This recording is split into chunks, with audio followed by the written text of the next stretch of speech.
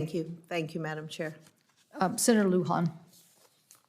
Thank you, Chair Cantwell, and thank you, Member Cruz, for this important hearing. And want to begin by recognizing Senator Brown and Senator Vance for coming together and responding so quickly. Appreciate their staff and the work that they're doing. I also want to thank Ms. Allison for being part of that panel today. I think all too often the impact to a family or to a person are left out.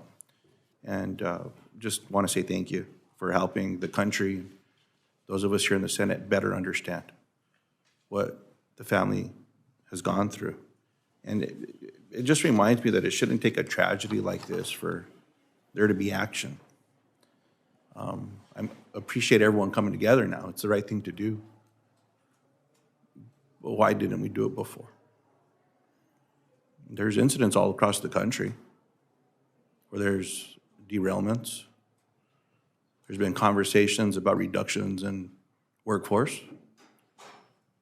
You have less people looking at something, there's going to be a problem. It's not going to be identified until after something horrific happens. We all know the challenges, and one of my frustrations since being here in the Senate and the House is you go through these efforts and we fight for rules and we thank each other and we recognize each other for that work, and then it goes to be implemented.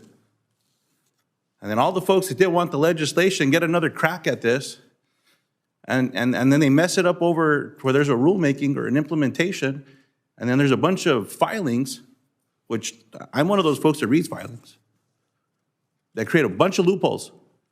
But then there's interviews that come after that, and they, oh no, we wanted all this stuff done.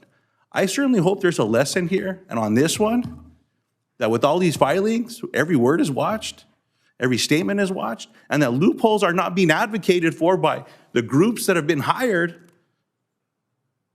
to represent companies or represent interests, only to allow for something like this to happen again.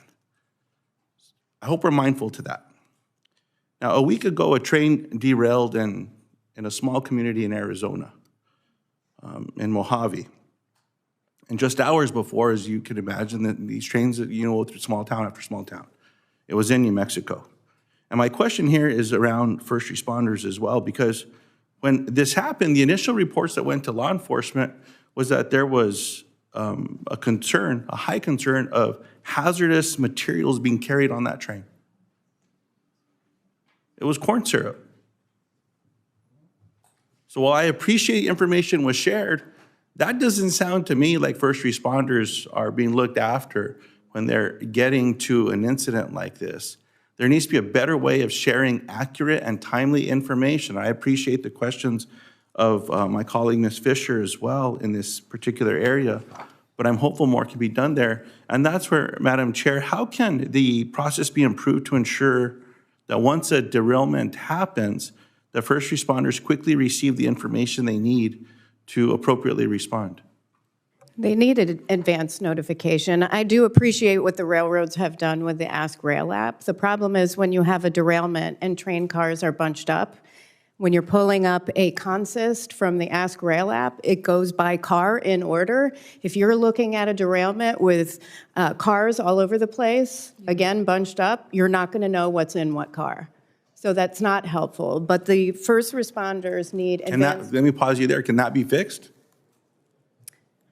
I'll have to get back to you on that. Yeah. If that's a problem, before we have an incident, we know it exists today, and if that's broken in the system, let's fix it. Advance notification for the first responder community is key because they need to be prepared. They need to be adequately trained. They need the right gear, and they need to have emergency response planning done in coordination with the railroads so that they can be prepared in case something happens. I certainly agree with that, but I want to bring attention to the challenge that you identified, and I appreciate you identifying it. But if that system's in place, but there's not communication because cars are close to one another, but you know what's in there, I just hope that that's something that can be fixed because someone knows what's in there. And I'll leave it at that. Mr. Whitaker, first, thank you for your testimony and your work representing Ohio's rail workforce. You stated in your testimony that since 2015, Class 1 railroads have cut over 30% of their workforce. And I mentioned that in my opening. Mr. Whitaker, yes or no, would expanding the workforce have a concrete impact on improving outcomes when it comes to safety? Thank you for the question. Yes, it would. Adding to the workforce would definitely strengthen inspections. We would be able to reduce fatigue on people as well, the train crews. Let me center on what you just said on fatigue. Would paid leave help? If people are getting worn out and tired and things of that nature as well, and you want fresh eyes so we don't see mistakes, would that help?